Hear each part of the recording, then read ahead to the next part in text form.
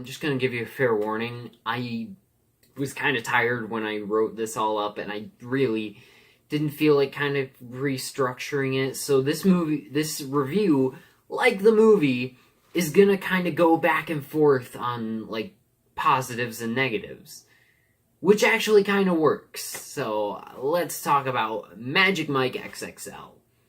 And real quick, I just want to share how awkward it was when I was in the middle of this movie, and then my dad comes out into the living room, and he's like, "What are you watching?" But hey, that's part of the job, I guess. So let's talk about the movie. So, Magic Mike XXL picks up a few years since Mike retired from stripping. He's leading his own business now, and you get to see quite a bit of that for the first little bit of this movie. And I really liked seeing that. I liked seeing that he was still committed to what he was doing before.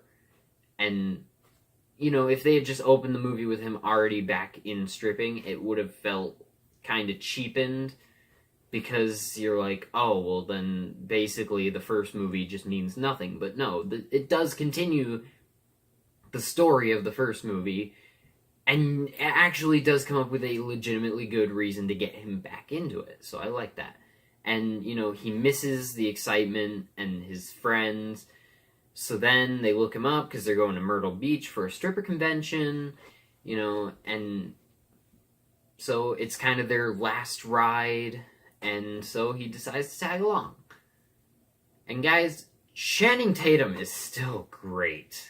Like, I gave him quite a bit of praise from the first movie. He's still great here. I would even go as far as to say he's better in this one than in the first one, because that's what happens when you progress as an actor in between movies. You get better at acting, and he's definitely a lot better in this one. Most of the original cast of the movie returns, except for Alex Pettyfer and Matthew McConaughey, which I only kind of feel like half a loss from that, because part of what kind of drags this movie down is how much Matthew McConaughey made the first movie a lot more fun with his presence, and his absence is definitely felt, and it definitely does kind of diminish my enjoyment of this movie, just because Matthew McConaughey was part of why I loved the first movie. So, having him gone does kind of suck. Joe Manganiello, though, man, he stands out pretty well this time around. Like, in the first movie, he was more of a glorified supporting character. He didn't really have too much to shine, but enough that he was kind of memorable.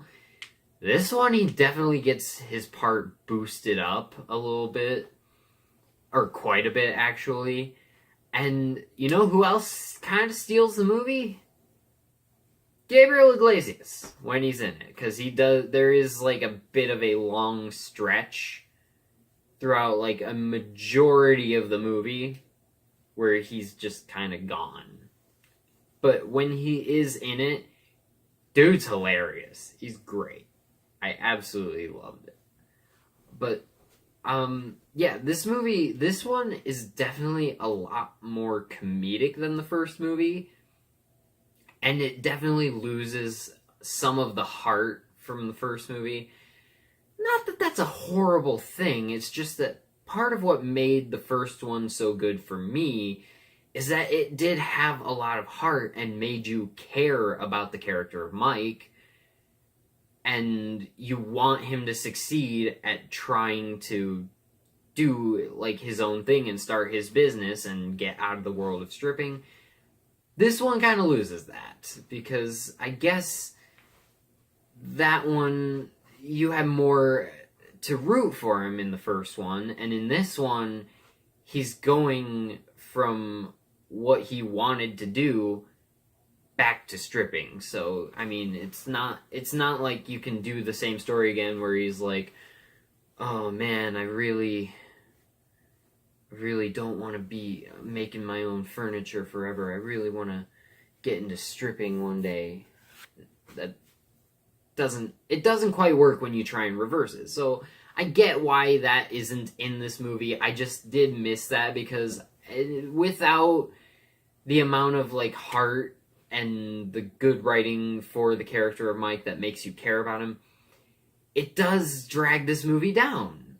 And you know, the supporting cast is pretty good, but no one else really stands out that much besides Channing Tatum, Joe Manganiello, and Gabriel Iglesias. Besides them, I could barely remember any of the other characters' names. I know there was one dude named Tarzan, but that's it. And honestly, I forgot that one of the characters was even in the first movie, so that is also kind of a negative.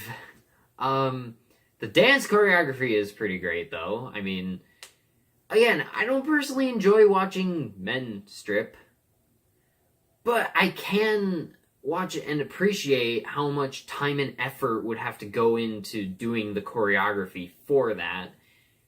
And, you know, on that level, I can appreciate it because it's like, that is a lot of time and effort dedicated to that. And it does look good. Like, the dance moves are being pulled off very well. So, yeah. There's a pretty big stretch, or not a big stretch, but just kind of a stretch of the movie that takes a dive, and it's about in the middle to close to the end where it just takes a bit of a dive. It does get over with pretty quick, but it's still just a long time in between having like stuff that's actually interesting happen. The movie itself is just a bit too long. I would say there are certain scenes and just characters that could probably have been left out, and the movie would probably be better off, honestly. And I do want to throw in real quick, Donald Glover has a small part in this movie that I really enjoyed. It was a fun surprise because I didn't know he was in the movie prior to watching it. So then I watched it and I was like, oh my god, that's Childish Gambino, and he's rapping and singing and taking his clothes off. And the rapping and singing part was cool because he's actually very good at rhythm and music, so that was kind of cool that they employed him for more than just his acting talent in this movie, because he is definitely a great actor. He's a really good actor, but he's also a very good musician. So that was really fun to see in the movie. And there is a Twilight joke in this movie that made me just really just chuckle so hard, and it was a great thing that just it made up for most of the minor problems I had with the movie. I still have big problems with this movie, but that Twilight joke makes up for most of the minor issues. Honestly, guys, there are some very funny scenes in this movie. This movie is very funny. It's just boring at times. It could have been a bit shorter. The movie is 2 hours and 10 minutes. It could have easily been more like an hour and 45 minutes, and that probably would have flowed better and it would have been a bit more consistent with its tone, because there are a couple of serious moments that make it feel more like the first movie, but they don't really feel as earned as the first movie, because for most of the movie leading up to it, it's just jokes, jokes, jokes, laughs, laughs, laughs. And then you get the serious stuff, and it doesn't really feel that well earned. And then back to jokes, jokes, jokes, laughs, laughs, laughs. Just didn't quite tonally work for me. It is ultimately a disappointing movie when you compare it to the first one, because the first one was really good. I really liked the first one. And this one just wasn't as good. It is still a good movie. It's not bad. Like, it's not a sequel that I would call bad. It's actually a pretty worthy sequel, I would say. It isn't as great as the first one, but it's not a bad movie. it's just okay. So, yeah, I'm gonna give Magic Mike XXL a B minus. I really did enjoy this movie for the most part. It had a lot of laughs, a lot of good characters, especially Joe Manganiello as Richie. He was probably my favorite character in the movie besides Mike. And, you know, yeah, Matthew McConaughey being gone did kind of make the movie nosedive a little bit. What are you going to do?